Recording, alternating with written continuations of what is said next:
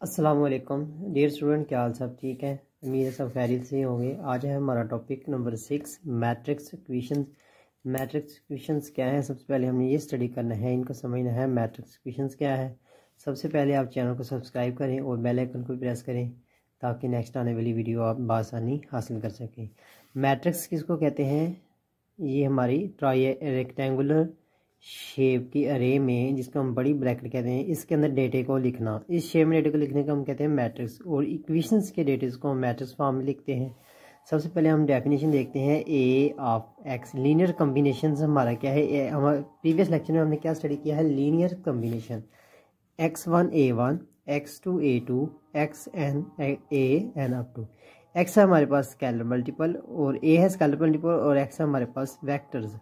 ये वेक्टर्स है a x को हम मल्टीप्लाई करते हैं। ये वेक्टर्स a की एंट्रीज हैं और ये x की एंट्रीज हैं। फर्स्ट को फर्स्ट के साथ मल्टीप्लाई करना, सेकंड को सेकंड के साथ, थर्ड को थर्ड के साथ। और इस तरह का रिलेशनशिप जिधर नज़र आ रहा हो आपको तो इसको कहेंगे आप लीनियर कम्बिनेशन। फॉर एग्जांपल हमारे पास फर्स्ट एग्जांपल है, इस वेक्टर्स को हमने इसके साथ मल्टीप्लाई करना है नेक्स्ट वेक्टर से। इसकी एंट्रीज को इसके साथ मैट्रिक्स मल्टीप्लिकेशंस करेंगे तो हमारे पास रिजल्ट क्या आ जाएगा? 4 0। इसको जब आप मल्टीप्लाई करेंगे, सबसे पहले मैट्रिक्स मल्टीप्लाई करें, इसको 1 से करेंगे 4 आ जाएगा हमारे पास। 2 को 3 से करेंगे करस्पॉन्डिंग एंट्रीज प्लस 6 आ जाएगा। 1 को 7 के साथ करेंगे तो हमारे पास क्या रिजल्ट आएगा? -7। और ये इन सब को एडिशन एंड सब्ट्रैक्शन करेंगे तो हमारे पास क्या रिजल्ट आ गया? 3 आ गया। ये 10 और -7 3।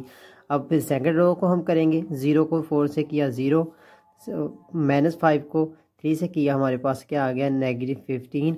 और 3 को 7 से किया +21 आ गया। तो ये हमारे पास कितना रिजल्ट है? 6। ये वाला हमारा मैट्रिक्स बन गया। आप ऐसे डायरेक्ट कर सकते हैं, ये वाली अलहदा कैलकुलेशन है। इसको हमने कैसे किया है? फर्स्ट रो को पहले ये फर्स्ट को 4 से किया, फिर सेकंड को 3 से किया, 7 को इसके साथ किया मल्टीप्लाई, तो हमारे पास ये रिजल्ट आ गया। फाइंड करना है। सेम मेथड ये है मैट्रिक्स मल्टीप्लिकेशन में। एग्जाम्पल 2 है हमारे पास, ये हमें गिवन दिया गया है फॉर लीनियर कम्बिनेशन। हमें ये दिया गया है लीनियर कम्बिनेशन। आप थोड़ा सा ऊपर वाले स्टेप्स को देखें, ये वाला जो रिजल्ट है हमारे पास, ये वाला लीनियर कम्बिनेशन का रिजल्ट है। इसमें x1 x2 x3 ये हमारा सेकंड मैट्रिक्स है, कॉलम मैट्रिक्स। और जो सेकंड एलिमेंट्स है a1 a2 x3, ए वाला जो एलिमेंट्स है ये हमारा क्या है? First matrix. तो इसको हम ऐसे लिख सकते हैं, जो स्टार्ट में लिखा है 3 कॉन्स्टेंट्स का, इसको हम ऐसे लिखें 3 -5। और इस 7 को हम क्या लिखेंगे? 7। ये फर्स्ट मैट्रिक्स है हमारे पास। इसको हम क्या कहेंगे? एक्स एलिमेंट्स, ये एक्स के एलिमेंट है। और हमने ए लिखना है मैट्रिक्स। ए हमारे पास क्या है? ये वाले v1 v2 एंड v3, ये वाला हमारा मैट्रिक्स है। इसको हम देख सकते हैं ए एक्स। ये हमारा लीनियर कम्बिनेशन, ये हमने सॉल्व कर लिया है। नेक्स्ट हमारे पास है ये, इसको हमने ओपन करके लिखा है। हमारे पास गिवन इक्विवेलेंट्स है। इसको हमने क्या कहा है? एक्स के कोफिशिएंट्स को इस मैट्रिक्स में लिख लिया, x2 के इधर लिख लिया, x3 के इधर लिखा, और इक्वल टू ये ऑगमेंटेड मैट्रिक्स ही हमने लिखा है एग्जैक्टली। इसके बाद हमने x1 x2 x3 को अलग करके लिख लिया। और ये कॉन्स्टेंट हमारे किस फॉर्म में हो गया? ax इज इक्वल टू ये b हमारे पास कोफिशिएंट है, x हमारे पास ये वाला मैट्रिक्स है, और ये augmented matrix of the vectors. तो अब हम पहुंच गए हैं मैट्रिक्स इक्वेशंस को। इस इक्वेशंस को मैट्रिक्स इक्वेशंस कहते हैं। मैं दोबारा रिपीट कर रहा हूँ इस कंसेप्ट को। मेन हम आपने समझना है व्हाट इज मैट्रिक्स इक्वेशन। हमारे पास इस तरह की गिवन इक्वेशंस तो ऑलरेडी मौजूद हैं। x + y is equal to 6, x - y is equal to 7। ये वाली हमने इक्वेशन पढ़ी। इसको हम ऑगमेंटेड मैट्रिक्स में कैसे लिखते हैं? लेट कोफिशिएंट्स वाला मैट्रिक्स 1 1 1 -1 ये मैट्रिक्स है। फिर x वाला लिखते हैं x y, और फिर इज इक्वल टू हमारे पास आ जाता है कांस्टेंट टर्म्स वाला मैट्रिक्स। यही मैट्रिक्स इस फॉर्म को हम कैसे लिख सकते हैं? इसको लेट करें a, इसको लेट करें x, और इसको लेट करें b। ये जो है इसको हम क्या कहते हैं? Matrix equation. ये इक्वेशन किस चीज़ की इक्वेशन है? Matrix equation. इसका फर्स्ट थ्योरम है जो ये इज इक्वल टू 0 है, इसको हम कहते हैं नॉन होमोजीनियस मैट्रिक्स इक्वेशन। अगर ये इज इक्वल टू 0 आ जाए तो ये कौन सी होगी? Homogeneous matrix equations. Exists the equation x has a solution if and only b is a linear combination of the columns a. b जो होगा linearly combination of columns a का होगा, तो हमारे पास होगा रिजल्ट। अब हमारे पास एक नेक्स्ट एग्जांपल है a। इसको हमने इस इक्वेशन के तहत प्रूव करना है। ये इक्वेशन क्या है? a b बी हमारे पास क्या है, एलिमेंट्स इज इक्वल टू के बाद आता है जो ए वाला मैट्रिक्स है, ये वाला है, और एक्स हमारे पास constant variables term A X is consistent for all possible term b1 b2 bx। अब हम इसका अगमेंटेड मैट्रिक्स, इस टर्म्स का हम अगमेंटेड मैट्रिक्स कैसे लिखते थे, अगमेंटेड मैट्रिक्स क्या लिखते थे, 1 1 1 -1 और ये 6 और 7 कोफिशिएंट, ऐसे हम लिखते थे अगमेंटेड मैट्रिक्स। और फिर इसका हम कैसे लिखेंगे, इसमें हमारे b1 b2 b3 है, ये हमने अगमेंटेड मैट्रिक्स लिखा। फिर इसको row reduce to echelon form में चेंज करना है। रो रिड्यूस एचलॉन फॉर्म के लिए मैंने अलग वीडियो अपलोड की हुई है, वो इसमें चैनल के लिंक में प्रोवाइड कर देता हूँ, पर प्ले लिस्ट में भी आप लाजमी वॉच करें। सबसे पहले इस एलिमेंट को 1 बनाना है, ये 1 बनाया, फिर इन दोनों को 0, फिर उसके बाद इसको 1 बनाना है, फिर इसको और इसको 0, फिर इसको 1 बनाना है, इन दोनों को 0। तो ये सामने जो रिजल्ट आएगा वे x1 का, ये x2 का ये वाला रिजल्ट और x3 का ये वाला रिजल्ट होगा हमारा। हमने मुख्तलिफ रो ऑपरेशंस किए और इसको हम 1 बना लिया, इसको 0 बना लिया। अब यहाँ तो फिर आप इसको बना लें, क्या करें, 0 कर लें और इसको 1 कर लें, या फिर इधर से एक्सपेंड कर लें। एक्सपेंड करिए, हमारे पास इधर था b1, हमने लिखा b1 -2 -b3 1, तो b is equal to b आ जाएगा। इन तीनों को हमने सोल्व किया तो हमारे पास ये कंसिस्टेंट रिजल्ट है, ये वाला। ये 0 इसके इक्वल नहीं होगा, 0 यहाँ तो हमारे पास होगा 0 इज इक्वल टू 0, ये रिजल्ट करेक्ट होगा। या फिर 0 इज़ नॉट इक्वल टू ये वाली term b3 + 3b1 / 2 into b4 + 4b1, ये वाली टर्म, ये टर्म्स हमारे शो करती है हमारा solution is not consistent. Consistent कब होगा, जब इसका सोल्यूशन हम कोई ना कोई फाइंड आउट कर लेंगे। नेक्स्ट हमारे पास है एक और एग्जांपल नंबर 4। इस एग्जांपल में देखते हैं हमने क्या पूछा है। इस एग्जांपल में हमें क्या दिया गया है, गिवन है ए बी सी। हमने क्या करना है, आर लीनियर कम्बिनेशन ऑफ, ये जो 3 वेक्टर्स हैं, इधर linear combination of A part का, बी का, सी का क्या है या नहीं। सबसे पहले हम ए को देते हैं, लीनियर कम्बिनेशन ए का कैसे होता है, बी का कैसे होता था, हमारे पास रिजल्ट था A X is equal to B. अब ये हम कहते हैं B is a linear combination of A X का। अब हमने इसका देखना है, तो इसको हम कैसे लिखेंगे, linear combination of B. B हमारे पास क्या है, ये वाला मैट्रिक्स, हम इसको इक्वल रखेंगे बी, इसको हम लिखेंगे 6 - 8 -1 एंड -8 इज इक्वल टू, इधर हमने लीनियर कम्बिनेशन लिखना है। हमारे पास क्या टर्म है, ए बी सी, ए + बी + सी। तो हमारे पास कांस्टेंट टर्म स्केलर मल्टीपल होंगे, ए बी एंड सी, ये हम लेट कर देते हैं, ए है हमारे पास, कांस्टेंट टर्म बी है एंड सी है। ऐसे हमने इसको सॉल्व करना है, ए बी सी, इधर हमने ए की वैल्यू पुट की, बी की, सी की, फिर हमने ए को मल्टीप्लाई अंदर कर दिया, इन दोनों को ऐड किया सबको, तो हमारे पास क्या रिजल्ट आ गया, ए वाला, ये वाला हमारे पास मैट्रिक्स आ गया है। इधर हमारे पास कौन सा मैट्रिक्स है, 6 - 8 -1 एंड -8। अब by the matrix of equality property हमारे पास मैट्रिक्स है, इनकी करस्पॉन्डिंग इंट्रीज इक्वल, ये वाली इसके इक्वल, ये वाली इसके इक्वल, ये वाली इसके इक्वल और ये वाली इसके इक्वल। अब इनको इक्वल रखेंगे ये टर्म्स, इनको आपस में आप सोल्व करें आपस में, तो हमारे पास ए बी सी डी का रिजल्ट निकल आएगा, सी का ये, बी का ये और ए का ये। अब हम इनको एक मैट्रिक्स की फॉर्म में लिखें तो हमारे पास क्या बनता है result, it mean that is a linear combination of A B C. ये वाला ए पार्ट है, is a linear combination of A B C, तो हमारे पास रिजल्ट आ गया ये वाला। अगर कोई रिजल्ट ना निकले तो हम कहते हैं लीनियर कम्बिनेशन नहीं है। तो बी पार्ट में भी हमें 0 दिया गया, 0 मैट्रिक्स, फिर 0 को रख के देखें उसी जगह पर मैट्रिक्स। इधर जब हमने एक्सपेंड करना है मैट्रिक्स को, इक्वेशन फॉर्म में लिखना है 0 0 0 0, फिर इन टर्म्स को 0 0 के इक्वल रखना है, तो हमने रिजल्ट देखना है ए बी सी की वैल्यू निकलती है। ए बी सी की अगर 0, इधर तमाम रिजल्ट 0 था, 0 0 वैल्यू निकल आई, तो हमारे पास क्या रिजल्ट आ गया, तो मैट्रिक्स हमारा लीनियर कम्बिनेशन ऑफ है ए बी सी डी। अब हमारे पास डी पार्ट है, डी पार्ट में हमें ये वाला मैट्रिक्स दिया है 6 0 3 8। अब हमने इसको प्रूव करना है, सेम मैट्रिक्स, सेम प्रोसीजर है तमाम क्वेश्चंस के लिए। इधर हमने क्या किया, ये वाला हमारा मैट्रिक्स बन गया, तो इधर हमारे पास ओरिजिनल मैट्रिक्स था, ओरिजिनल मैट्रिक्स क्या है 6 0 3 एंड 8। अब हमने इक्वलिटी मैट्रिक्स की प्रॉपर्टी लगाई, 6 इज इक्वल टू ये वाली टर्म्स, 0 इज इक्वल टू ये वाली टर्म्स, 3 इज इक्वल टू ये वाली terms and 8 is equal to ये वाली टर्म्स। इनको आपस में कंपैरेटिवली यूज़ करके हमने ए की वैल्यू, बी की, सी की वैल्यू फाइंड आउट की है। तो हम कह सकते हैं कि matrix we check whether these values are satisfies 1।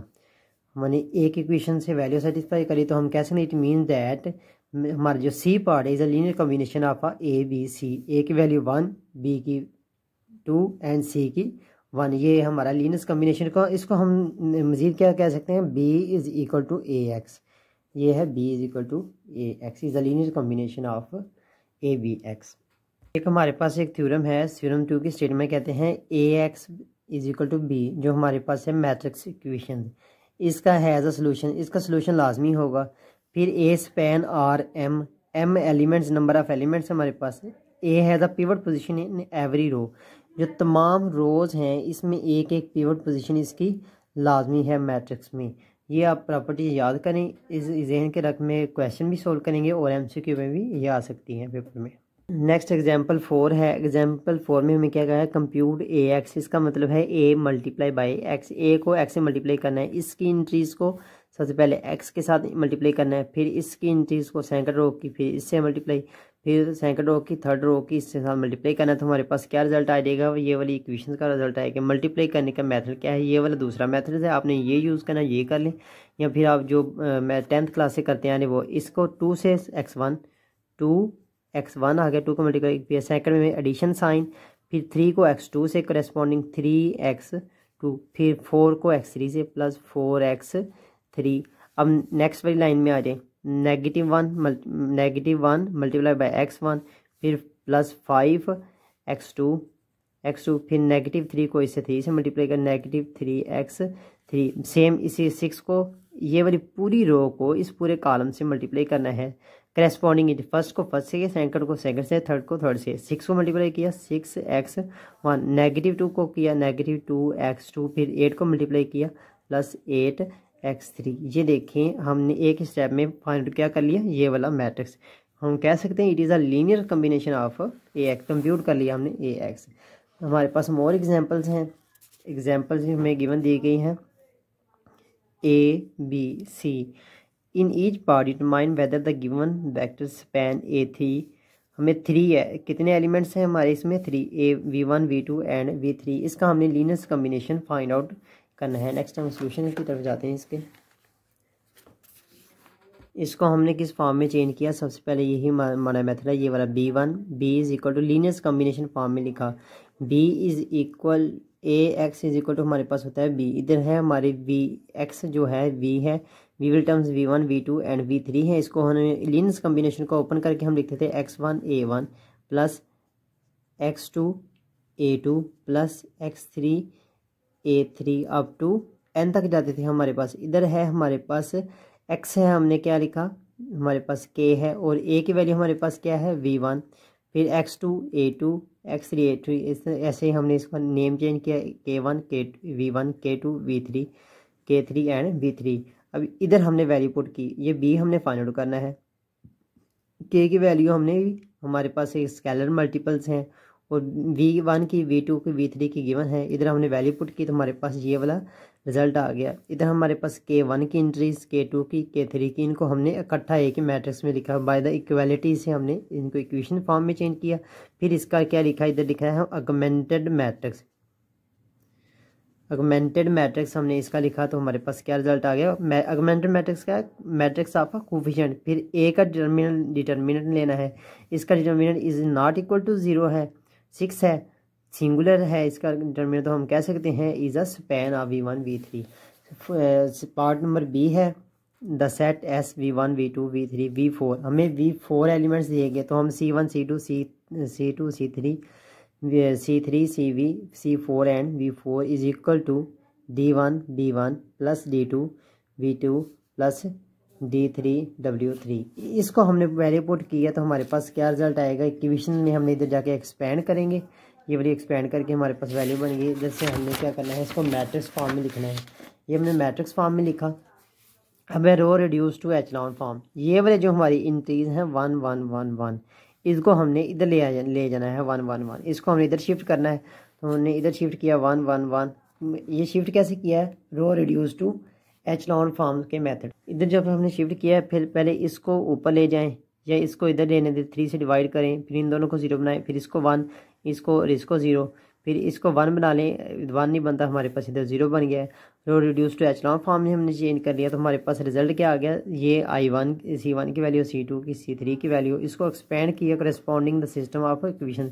इसको दोबारा, पहले हमारे पास है इक्वेशंस की फॉर्म में, तो अब हमने मैट्रिक्स की फॉर्म को इक्वेशन की फॉर्म में दोबारा अगेन चेंज किया, तो हम कह सकते हैं तो सिस्टम इज़ इनकन्सिस्टेंट।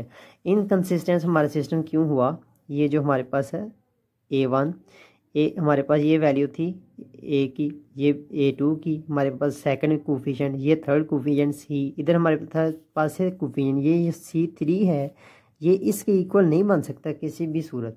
C3 0 है यहाँ, तो फिर 0 इज इक्वल टू 0, यहाँ 0 होता तो हमारा सोल्यूशन फाइंड हो, लीनियर कॉम्बिनेशन होना था। अब है ये 0 के इक्वल नहीं है, ये किसके इक्वल है, 1D minus 7/17D2 minus negative 11/17D3। ये वाला हमारा पार्ट शो कर रहा है इट इज़ नॉट कंसिस्टेंट। 0 किसी भी सूरत में इस क्वांटिटी के इक्वल नहीं होता, 0 0 के ही इक्वल होता है। नेक्स्ट हमारे पास है, नेक्स्ट पार्ट हमारे पास सेम है, वो हम खुद सोल्व कर सकते हैं। तो उम्मीद है आपको लेक्चर की भी समझ आई होगी। चैनल को लाजमी सब्सक्राइब करें। हम मिलते हैं नेक्स्ट लेक्चर में। जज़ाकल्लाह।